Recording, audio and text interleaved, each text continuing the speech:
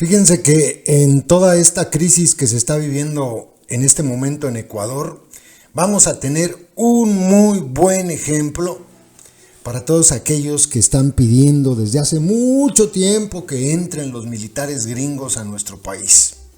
No sé si se enteraron, pero el presidente de Ecuador, Daniel Noboa, acaba de solicitar personal y asistencia militar extranjera para tratar de combatir la violencia y la inseguridad que se está viviendo en estos momentos en su país, y que en estos días pues tuvo un suceso sin precedentes, ¿no? Esta toma del canal de televisión y después los actos violentos coordinados en muchos lugares del propio país. Hoy dijo en una entrevista a un medio de allá de Ecuador que se llama FM Mundo, un medio de radio, ¿no? Hemos aceptado el apoyo de Argentina y de Estados Unidos. No es momento de ego o vanidad de decir, no, vamos a proteger nuestra soberanía, no vengan militares. Necesitamos apoyo militar en fuerza de personas, soldados, asistencia en inteligencia, artillería y equipamiento. ¡Wow! Esto es muy fuerte. Y luego, después de estas declaraciones, confirmó que ya va a llegar una delegación estadounidense en las próximas semanas a Ecuador para colaborar con las autoridades en la lucha de estas pandillas que tienen al país, pues como ustedes lo ven. Esta fuga del líder de los choneros, Adolfo Macías, alias El Fito, que provocó que se declarara un estado de emergencia y después que se declarara pues un toque de queda y que se declarara también este estado marcial, ¿no? Que pues obliga a tomar medidas, dice el gobierno, de excepción en tanto se recupera la paz. La ONU, por ejemplo, dijo que cualquier restricción de las libertades de Ecuador debe respetar los principios de legalidad, necesidad, proporcionalidad y no discriminación, de tal manera que esta medida de emergencia, como el estado de excepción declarado esta semana por Noboa, se tienen que limitar a contener la escalada de violencia de los grupos criminales. La ONU dice que sigue de cerca la situación en Ecuador, un país que encara enormes desafíos, dijo, en materia de inseguridad, como lo admitió la portavoz del Alto Comisionado para los Derechos Humanos, Liz Throssell.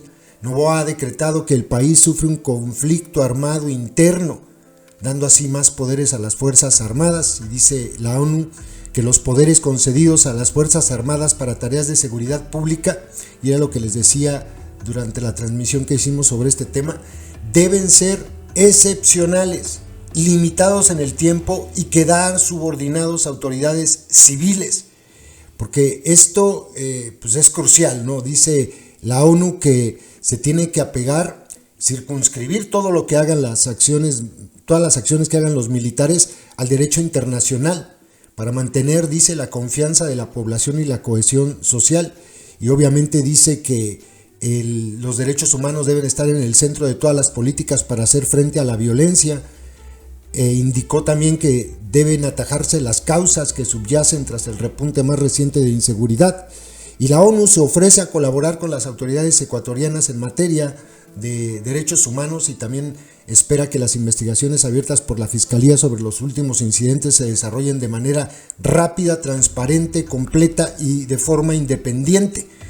Y pues lo que hemos visto en los últimos días es pues, un horror, ¿no? Un horror en Ecuador. Y les digo que esto nos va a servir de ejemplo para que nos demos cuenta cómo van a llegar y qué es lo que van a llegar a hacer los gringos. Porque pues no hay experiencias donde los gringos hayan hecho algo para liberar y para que un país alcanzara la paz. Díganme dónde. Yo cuando escriben eso me da por preguntarles, ¿y cómo te gustaría que fuera México? ¿Como Afganistán? ¿Como Irak? Porque allá fueron a pacificar a estos países, ¿no? Y se quedaron muchos años. En Afganistán se quedaron 20 años. 20 años. ¿Se compuso la situación? No. De hecho, ahora mismo los talibanes son dueños de ese país otra vez. ¿En Irak se compuso la situación? No, tampoco. Vean ustedes cómo está actualmente, cómo dejaron.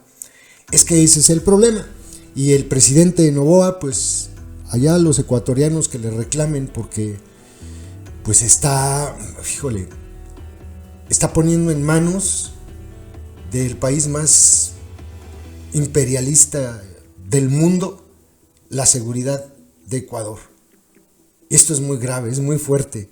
Yo sé que a algunos no les va a gustar esto, lo entiendo perfectamente. Ustedes quisieran ver a los marines estadounidenses caminando por las calles de la Ciudad de México, en Chihuahua, en Sonora. Yo sé que quisieran eso, pero no nos hagamos tontos. En México, desconozco la situación de Ecuador en cuanto a su ejército, pero en México el ejército tiene equipo, personal, dinero, armas, entrenamiento, tienen todo y tienen en las calles pues desde 2006 y no han hecho nada. No es porque no puedan, es porque no quieren. Entonces la situación no está en llamar a que vengan los gringos, que entren los gringos. No, la situación está en someter al gobierno para que haga lo que tiene que hacer. Exigirle al gobierno, pero si se la pasan aplaudiéndole los abrazos y no balazos, pues ¿cómo carajos van a solucionar las cosas? Los soldados tendrían que haber regresado ya a los cuarteles. Se tuvo que haber empezado desde el primer día de este sexenio, que era supuestamente antimilitarista, supuestamente, porque vean cómo nos tiene. Se tendría que haber empezado por armar nuevas, repito, porque esto parece que se les va de la cabeza, armar nuevas policías, certificarlas, controles de confianza, bien equipadas, bien entrenadas. Esto es lo que se tendría que haber hecho desde el primer día, pero no quisieron, no quiso López. Y ahora vean cómo está la situación. El país pues casi está en manos de los militares y la situación de inseguridad y de violencia pues sigue exactamente igual. Es más, va a peor, aunque el infame Merolico lo niegue. Pues vamos a observar lo que pasa en Ecuador y ustedes se van a dar cuenta que por mucho que digan que solucionaron el problema, los gringos se van a quedar en Ecuador a dictar políticas. Algo así como lo que pasó en Colombia. Estuvieron y están desde hace mucho tiempo. Por cierto, Colombia es otro ejemplo. ¿Solucionó algo la llegada de los gringos? No, no solucionó nada. ¿Sigue habiendo violencia en Colombia? Sí, muchísima violencia en Colombia. Ni siquiera con el acuerdo de paz. Y eso que estaban allá los gringos desde hace mucho. A los gringos allá les permitían hacer de todo, entrenaron fuerzas, estuvieron presentes en territorio, estaba la DEA, todos estaban allá.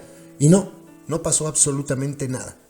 Yo repito, díganme un lugar donde los gringos hayan entrado y hayan solucionado el problema. Pues no van a poder contestarme eso, porque no existe un lugar así. Pero ustedes lo van a ver con Ecuador. Triste la situación de la gente de Ecuador.